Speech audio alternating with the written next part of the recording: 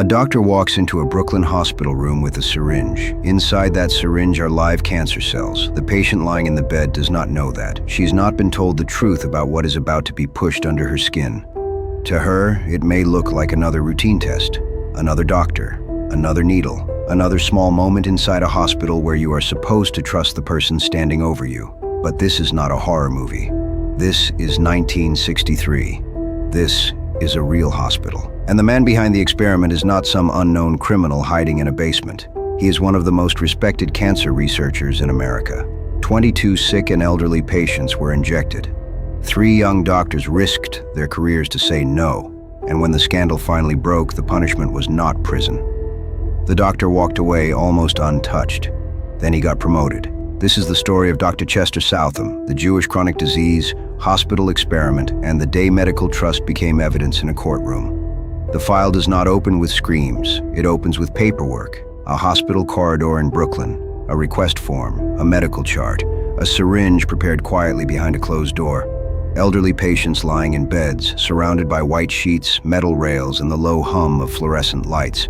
From the hallway, nothing looks unusual. No armed guards, no secret bunker, no locked government facility, just a respected hospital, a famous researcher, and patients who believed the people around them were there to help. That is what makes this story so disturbing. Because the danger did not look like danger. It looked like medicine. It looked like a white coat. It sounded calm, educated, and professional. And it forced America to ask a question it still has not fully escaped. When a patient trusts a doctor, where does that trust end? This is not really a story about one syringe. It is a story about power, about reputation, about science moving faster than ethics, and about what happens when the person in the bed becomes less important than the answer a researcher wants to find. To understand how this happened, you have to step back into America after World War II. Cancer was one of the most frightening words in the country. Families whispered it in kitchens, hospital waiting rooms, and church parking lots. A diagnosis did not feel like a medical condition. It felt like a sentence. People did not talk about cancer the way they talk about it now. For many families, it was the word that changed the mood in a room. At the same time, American science had never looked more powerful. The atomic bomb had changed war. Antibiotics had changed infection. Vaccines were changing childhood. Laboratories were becoming symbols of progress. And in the world of cancer research, there was a real belief that the next great breakthrough might be close. New York was at the center of that world. Sloan Kettering was one of the biggest names in cancer research. Its doctors were not seen as reckless men in dark rooms. They were elite professionals, researchers with credentials, grants, journals, and institutional power. People trusted them completely. Back then, many patients didn't question doctors the way people do now.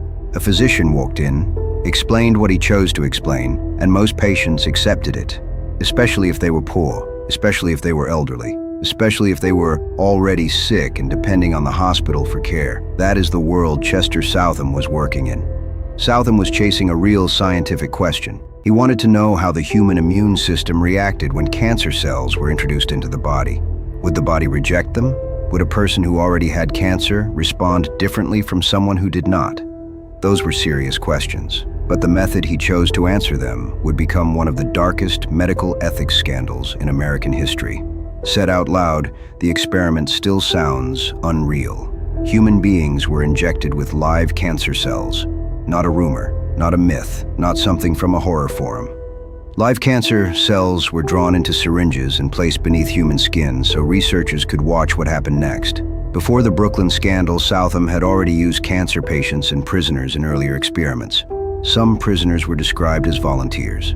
But that word becomes complicated when the person saying yes is behind bars, under institutional control, and being approached by a powerful doctor. Picture a prison medical room in the 1950s. Men in state-issued clothes standing in line, a doctor with a syringe, a clipboard, an assistant taking notes. The language around the experiment sounded clean. Immune response, rejection, resistance, research. But underneath that clean language, the reality was simple.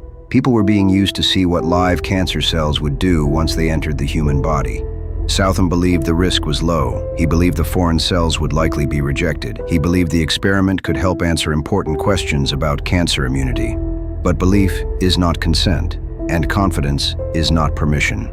The problem was not only the needle. The problem was the assumption behind it, that people in vulnerable positions did not need to know everything. That same assumption followed Southam into Brooklyn, and this time, it would not stay hidden. By the summer of 1963, Southam's research had reached the Jewish Chronic Disease Hospital in Brooklyn. The name of the hospital matters. This was not a place filled with healthy young volunteers signing up for a research study. It was a hospital for chronically ill patients. Many were elderly. Many were seriously sick. Some were physically weak. Some were mentally impaired. All of them depended on the hospital staff around them. Inside those walls, on July 16, 1963, 22 patients were injected with live, foreign cancer cells, 2 injections each, just beneath the skin of the thigh. But they were not told those cells were cancer cells. That is the center of the scandal. Not just that the experiment happened, but that the patients were never given the truth they needed to make a real choice. The explanation given by the doctors was that they did not want to create unnecessary anxiety. In other words, they decided that the truth would be too frightening for the patients to hear. But there is a massive difference between telling someone, this is a skin test, and telling them, this syringe contains live cancer cells. That difference is consent. Consent is not silence. It is not confusion. It is not obedience. It is not nodding because the person asking the question is wearing a white coat. Real consent means a person understands what is being done to their body and has the freedom to say no. For those 22 patients in Brooklyn, that freedom was never truly given. Picture the ward. Dim afternoon light coming through the windows. Blankets folded at the end of beds. Charts clipped to footboards. A doctor entering with the quiet authority that makes people assume everything is fine. Maybe the patients saw nothing alarming. Maybe it felt routine. Maybe nobody thought to challenge it, but history sees something else. It sees a hospital bed quietly turned into a research site. Every buried scandal has a moment where someone refuses to look away. At the Jewish Chronic Disease Hospital, that moment came through 3 young doctors, Avir Kagan, David Leichter, and Perry Fursko. When Southam's plan reached the hospital floor, these doctors were asked to participate. They were expected to help inject their own patients with cancer cells without telling them what was really inside the syringe. In 1963, crossing a medical superstar like Chester Southam wasn't just a professional disagreement.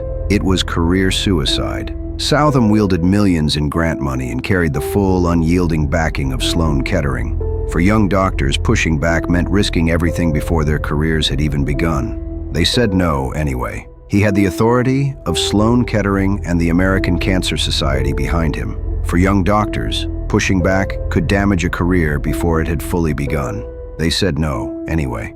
They refused to take part unless the patients were given real, informed consent. Then they went further. They resigned in protest and put their objections in writing. They did not soften their language. They called the experiment illegal, immoral, and deplorable. One of the most disturbing parts of their objection was not only that the patients had not been told, it was that some patients may not have been able to truly consent, even if someone had tried to explain it. Some were severely ill. Some did not speak English. Some had conditions that raised serious questions about their ability to understand or respond. The hospital's first reaction was not immediate accountability, it was resistance.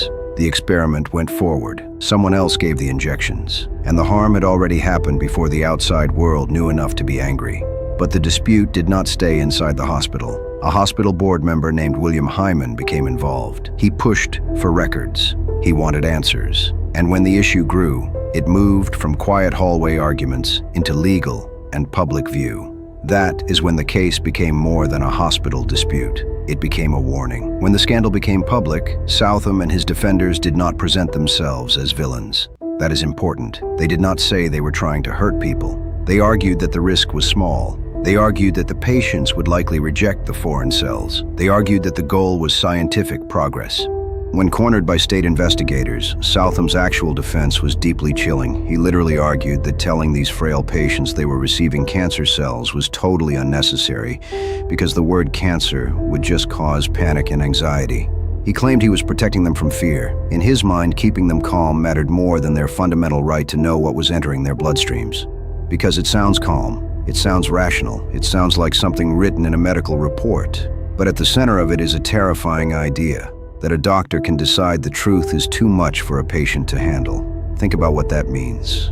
The patient is sick enough to be used in the experiment, but not respected enough to be fully told about it. The patient is important enough to provide data, but not important enough to make a real choice. That is where the case becomes bigger than one doctor.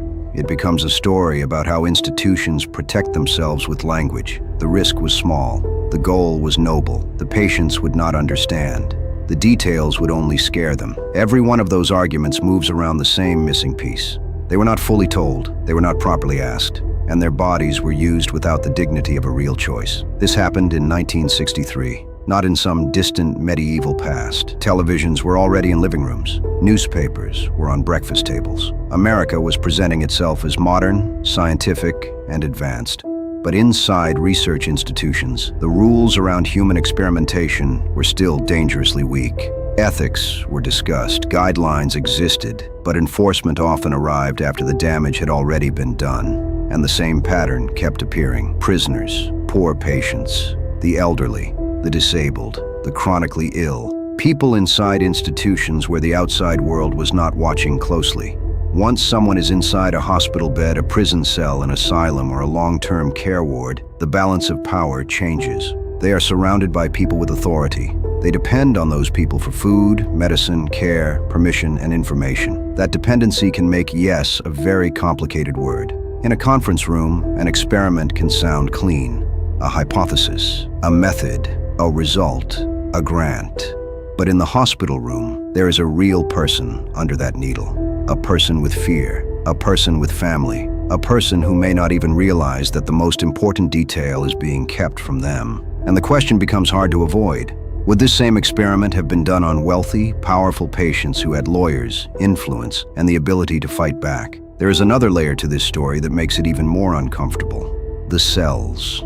Southam's experiments are often discussed alongside the history of HeLa cells, the famous cell line taken from Henrietta Lacks in 1951. Henrietta Lacks was a black woman whose cancer cells were collected without the kind of consent we would expect today. Those cells became one of the most important tools in modern medicine. They helped researchers study disease, test treatments, and build entire areas of biomedical science. But her family did not fully understand for years how widely her cells were being used. So think about the chain of events. Cells taken from a woman without real consent became part of research conducted on other people without real consent. That is not just a medical detail, that is a pattern. A body becomes useful, a name disappears, a person becomes material. And the language of science makes it easier to forget that every sample, every cell line, and every patient began as a human being. This does not mean every scientist involved saw themselves as cruel. That is the uncomfortable part. Many believed they were fighting cancer. Many believed the work mattered. Many believed progress required sacrifice. But history keeps reminding us that some of the worst ethical failures do not come from people who think they are monsters. They come from people who believe the answer matters more than the person in front of them. Eventually, Southam did face consequences, sort of. He and Dr. Emanuel Mandel, the hospital official who had allowed the experiment to proceed, were brought before the Board of Regents of the University of the State of New York. The case became an important moment in the history of informed consent. The board found Southam and Mandel guilty of fraud, deceit, and unprofessional conduct. The ruling made something clear. A doctor does not have the right to hide facts that could influence a patient's decision. That sounds powerful, until you hear the punishment. Southam's medical license was suspended for 1 year. But the suspension was stayed. He was placed on probation. He did not go to prison. He did not disappear from medicine. He did not become an outcast. And then, not long after the scandal, he was elected vice president of the American Cancer Society. That is the part that still feels impossible. A man connected to one of the most disturbing informed consent scandals in American medical history continued to move through respected professional circles. That is the uncomfortable truth this story leaves behind. Institutions can condemn the act without fully rejecting the person who did it. They can absorb a scandal, wait for attention to fade, then move on. But the 22 patients in Brooklyn did not get that luxury. Most people who hear this story will remember Chester Southam's name. Almost nobody will know the names of the people in those beds. That imbalance is part of the tragedy. The powerful leave behind titles, appointments, and career timelines. The vulnerable are reduced to a number in a report. 22 frail, forgotten patients, injected without a choice. The Southam case did not happen in a vacuum. It fits into a larger, darker pattern in American medical history. Tuskegee, radiation experiments, research on prisoners, testing on children in state institutions, different details, same shape, a respected institution, a vulnerable population, a scientific justification, missing consent, and a public reckoning that comes too late. The pattern is not that science is evil. Science saves lives, medicine saves lives, research matters. But this case shows what happens when science is allowed to police itself without enough pressure from the outside. The danger begins when a person becomes a subject before they are treated as a human being. It begins when paperwork replaces permission.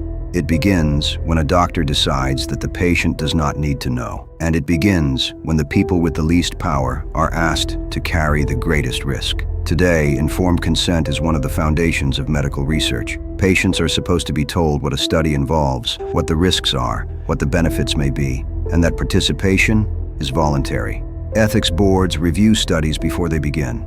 Researchers are supposed to prove that patients understand what they are agreeing to, but those protections did not appear out of nowhere. They came from scandals, from lawsuits, from whistleblowers, from patients who were used before the system admitted what it had done wrong. The Southam case is one of the warnings built into that foundation. It reminds us that a consent form is not just paperwork, it is a line between treatment and exploitation, a line between trust and control, a line between a patient and a subject. And even now, the question is not completely settled.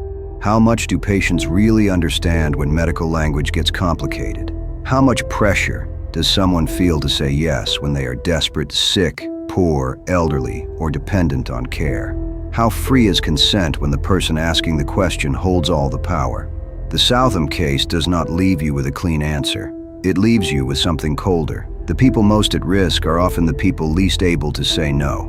In the end, the most disturbing part of this story is not only that live cancer cells were injected into human beings. It is that the room looked ordinary. A hospital bed, a doctor, a syringe, a patient who trusted the system completely. We are trained to imagine evil in obvious places. Locked rooms, secret labs, files stamped classified, men hiding in the dark. But sometimes the darker truth is quieter than that. Sometimes it wears a white coat. Sometimes it speaks in calm, professional language. Sometimes it tells you this is only a test. And sometimes it enters your body through a needle while you are being told only part of the truth. The Jewish chronic disease hospital scandal did not stop medical research, but it helped define why medical research needs boundaries, why patients have to be more than subjects, why consent has to be more than a signature, and why broken trust can echo for generations.